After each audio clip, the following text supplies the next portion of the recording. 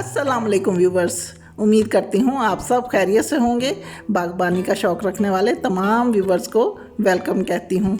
आज अपने गार्डन से एक बहुत ही खूबसूरत से प्लांट पर बात करने के लिए आई हूँ, जो कि ना सिर्फ खूबसूरत बल्कि बेशुमार खूबियों का हामिल है। और कोशिश करूँगी कि इस प्लांट के बारे में बहुत सारी मालूमात आपके साथ शेयर करूँ। तो चलिए जी स्टार्ट करती हूँ। तो इस प्लांट का नाम है स्नेक प्लांट। स्नेक प्लांट इसलिए कहा जाता है कि इसकी शक्ल कुछ स्नेक से मिलती जुलती होती है। जो इसके ऊपर निशानात बने हुए होते हैं वो कुछ स्नेक से मिलते जुलते होते हैं, लेकिन इसे सेंसवेरिया के नाम से भी पहचाना जाता है। और एक और बहुत ही खूबसूरत सा नाम है जिसे कहते हैं मदर इन लॉस टंग। इसके अलावा इसके बेशुमार नाम हैं, लेकिन ज़्यादातर इस प्लांट को स्नेक प्लांट या फिर सेंसवेरिया के नाम से जाना और पहचाना जाता है। बहुत ही हार्डी प्लांट है और स्नेक प्लांट की तकरीबन 70 से ज़्यादा वैरायटीज़ हैं। एयर प्यूरीफाई प्लांट है। हवा में मौजूद जितने भी मुज़र मादे होते हैं ये उन मादों को अपनी पत्तियों के ज़रिए अपने अंदर ऑब्जर्व कर लेता है, और इसी वजह से इस प्लांट को घर के अंदर रखना बहुत ही अच्छा समझा जाता है। प्यारे व्यूवर्स, जिस घर में खुदा न खास्ता सांस से रिलेटेड कोई बीमारी हो यानी कि दमा वगैरह हो, उस घर में तो इस प्लांट को रखना बेहद ज़रूरी है। स्नेक प्लांट ना सिर्फ दिन बल्कि पूरी रात 100% ऑक्सीजन रिलीज़ करता है। तो पूरी रात फ्रेश ऑक्सीजन लेने के लिए इसे रूम में रखना बहुत ही अच्छा समझा जाता है। सबसे पहले सेंसवेरिया के लिए पानी की बात करते हैं। पॉट में लगा हुआ है, मट्टी में लगा हुआ है, तो वहाँ इसे हमने ज़्यादा पानी नहीं देना। और अगर हमने इसे मट्टी से बिल्कुल अलग रखा हुआ है तो खालिस पानी में इसे लगाया जा सकता है। खालिस मीन कि मट्टी नहीं होनी चाहिए उसके अंदर। आज मैंने अपने तमाम प्लांट्स को फ्रेश किया है, ज़ाहिर है वीडियो बना रही हूँ तो इसलिए आपको इसके पॉट में पानी थोड़ा बहुत नज़र आएगा, वरना इसे पानी देना ज़्यादा ज़रूरी नहीं होता। अगर हम इसे ज़्यादा पानी देंगे तो इसकी पत्तियाँ नीचे को झुक जाएंगी, वो सीधी सीधी नहीं रहेंगी। पत्तियों का बहुत ज़्यादा नरम हो जाना, नरम होकर बेंड हो जाना यानी कि झुक जाना, ये नियर टू डेड की निशानी है कि ये प्लांट ख़त्म हो रहा है। यानी इसे पानी बिल्कुल भी पसंद नहीं है। लेकिन अगर ज़्यादा गर्मी है तो हम इसे दिन में एक बार पानी ज़रूर देंगे, लेकिन इतना ज़्यादा नहीं होना चाहिए जब तक कि इसकी पॉट में पड़ी हुई सॉइल हमें लगे कि वो खुश्क नहीं हो जाती। हमने इसे पानी बिल्कुल भी नहीं देना। तो दूसरी तरफ मैंने आपको ये भी दिखाया है कि मैंने इसे पानी में भी ग्रो कर रखा है।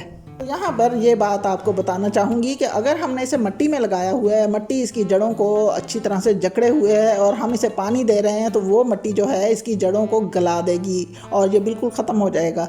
जबकि हम पानी में इसे रख रहे हैं, वहाँ मट्टी बिल्कुल नहीं है, साफ़ पानी है, रोज़ाना चेंज करना है, हफ्ते में एक बार चेंज करना है, लेकिन इसे हम बहुत अरसे तक पानी में रख सकते हैं। जैसा कि आपके सामने है कि एक जार में मैंने बहुत सारे प्लांट्स ग्रो कर रखे हैं पानी में। तो ये देखिए किस कदर ज़्यादा हेल्दी प्लांट्स हैं। तो यहीं से आपको अंदाज़ा हो जाएगा कि हम इसे पानी में भी ग्रो कर सकते हैं।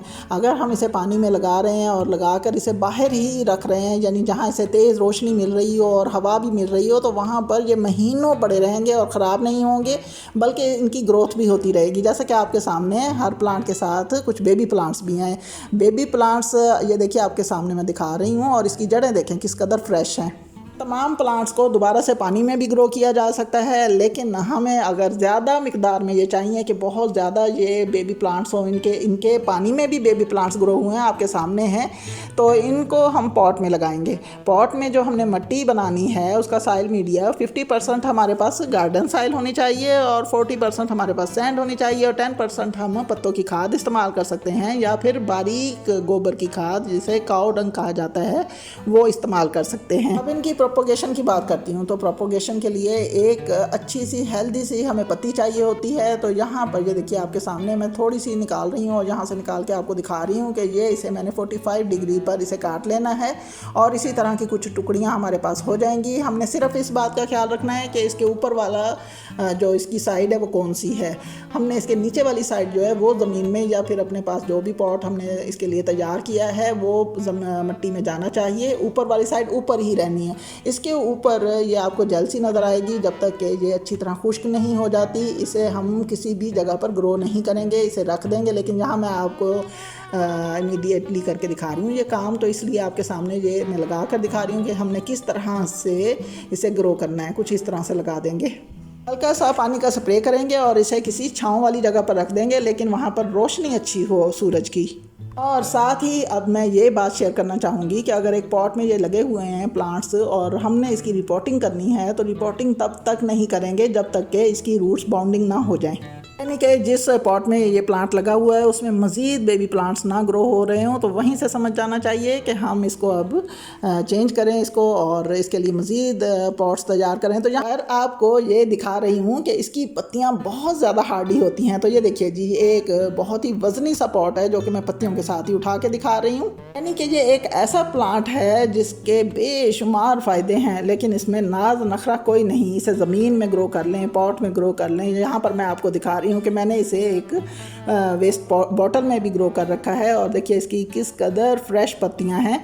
प्यारे व्यूवर्स, अगर आप स्नेक प्लांट या सनसवेरिया प्लांट को गूगल सर्च करेंगे तो इसके फ़ायदे देखकर अपने गार्डन में इसकी बेशुमार लाइन लगा देंगे। यानी बेपनाह तादाद में अपने घर में, अपने गार्डन में, अपने टेरेस पर और इंडोर आउटडोर इस प्लांट को रखने की कोशिश करेंगे। मदर इन लॉ टंग का ग्रोइंग पीरियड समर है और विंटर में डोरमेट में चले जाते हैं, यानी आराम करते हैं, सुकून करते हैं, आराम से सोए रहते हैं। और जैसे ही समर सीज़न स्टार्ट होता है इनकी ग्रोथ स्टार्ट हो जाती है। एक प्लांट कम रोशनी में भी सर्वाइव कर सकता है।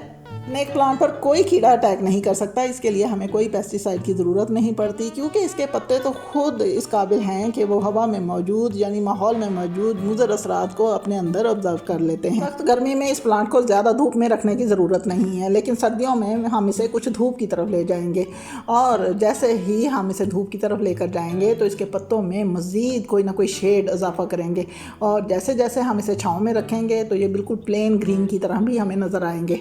वैसे तो सनसवेरिया को कोई ख़ास फर्टिलाइज़र की ज़रूरत नहीं होती, लेकिन जैसे ही हम बाकी प्लांट्स को फर्टिलाइज़र देते हैं, उनकी ग्रोथ का ख्याल रखते हैं, तो इसका भी हमें करना चाहिए क्योंकि ये तो है ही बहुत ही प्यारा, बहुत ही खूबियों वाला प्लांट। यहाँ पर मैं इसके पॉट के बारे में भी बात करूँगी कि अगर हम इसे तरह तरह के खूबसूरत से पॉट्स में लगा लगा कर जगह जगह पर रख दें तो बहुत ही प्यारे लगते हैं, लेकिन सबसे अच्छा पॉट जो होता है वो इसके लिए सिरेमिक्स पॉट्स होते हैं जिनको हम इंडोर भी रख सकते हैं और इंडोर रखे हुए बहुत प्यारे भी लगते हैं। और अगर हमने इसे बाहर कहीं रखा हुआ है तो जैसा कि आपके सामने है कि ये गोल सा खुले से मुंह वाले कप नुमा यानी कटोरा नुमा प्याला नुमा पॉट में लगे हुए बहुत ही प्यारे लगते हैं क्योंकि इसकी पत्तियां बिल्कुल सीधी सीधी बढ़ती हैं। इसलिए हम किसी ऐसी जगह पर इसे रखेंगे जहां पर कुछ ऐसे प्लांट्स लगे हुए हैं जिनकी शाखें नीचे को बेंड हो रही हों और उनके दरमियान में ये पड़ा हुआ बहुत ही प्यारा लगेगा क्योंकि इसकी पत्तियां सीधी आसमान की तरफ स्ट्रेट जा रही होती हैं।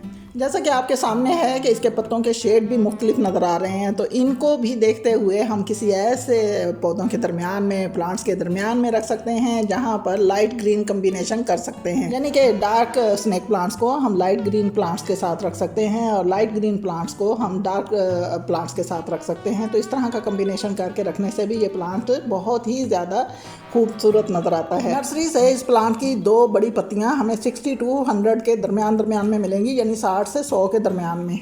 इन 2 पत्तियों को लाकर अपने किसी भी अच्छे से पॉट में लगा लें। सॉइल मीडिया जैसा कि मैंने बताया है उसी तरह का बनाकर इसे ग्रो किया जाए तो ये बहुत ज़्यादा तादाद में हमारे पास इकट्ठे हो जाते हैं। पानी में भी ग्रो किए जा सकते हैं और पानी में लगाने के बाद हम इन्हें किसी रोशनी वाली जगह पर भी रख सकते हैं, लेकिन डायरेक्ट धूप नहीं होनी चाहिए। इसे इंडोर भी रखा जा सकता है। 5 से 6 माह के बाद जब हमें नज़र आए कि इसके अंदर काफ़ी सारे बेबी प्लांट्स जमा हो चुके हैं, यानी वो बेबी प्लांट्स बहुत छोटे हों, तो हम इस प्लांट से बिल्कुल भी अलग नहीं करेंगे। यानी कि जैसे माँ बच्चे को साथ रखा जाता है, इनको भी इसी तरह रहने देंगे। जैसे ही इनकी टीन एज आएगी, यानी कि थोड़े से जब बड़े होंगे, तो हम इन्हें अलग कर देंगे और अलग अलग पॉट्स में भी लगा सकते हैं, लेकिन बहुत छोटे प्लांट को हम बिल्कुल भी अलग नहीं करेंगे। और उस प्लांट को जिसके साथ बेबी प्लांट हो उसे बेबी प्लांट के साथ ही अलग पॉट में ग्रो करेंगे। इसके लिए हमें सिर्फ एक ही बात का ज़्यादा ख्याल रखना पड़ेगा कि इसके पॉट को जिसमें मिट्टी है और मिट्टी में ये ग्रो किया गया है उसको हमने ज़्यादा पानी बिल्कुल भी नहीं देना। साथ ही एक और ज़रूरी बात कहूँगी कि ऐसी बहुत सारी खूबियों वाले प्लांट को अपने बुज़ुर्गों के रूम्स में लाकर ज़रूर रखिए। पॉट रूम में रख रहे हैं तो उसे कुछ दिनों के लिए बाहर रख दें, फिर बाहर वाला अंदर ले आएँ, यानी हर 15 दिन के बाद ये काम करते रहें और इस तरह से रोटेशन होती रहेगी। हमारा प्लांट भी फ्रेश रहेगा और हमारा रूम भी फ्रेश रहेगा। तो प्यारे व्यूवर्स, आज ही जाइए और नर्सरी से इस प्लांट को अपने घर लाकर अपने गार्डन की जीनत बनाइए। बहुत ही प्यारा प्लांट है, बहुत ही ज़्यादा फ़ायदेमंद प्लांट है। तो कैसी लगी जी आज की मेरी ये वीडियो? अगर आपको ये वीडियो पसंद आई हो तो प्लीज़ मेरे चैनल को सब्सक्राइब कीजिए, लाइक्स दीजिए, कमेंट्स कीजिए और शेयर ज़रूर कीजिए। दुआओं में याद रखिएगा। अल्लाह हाफिज़।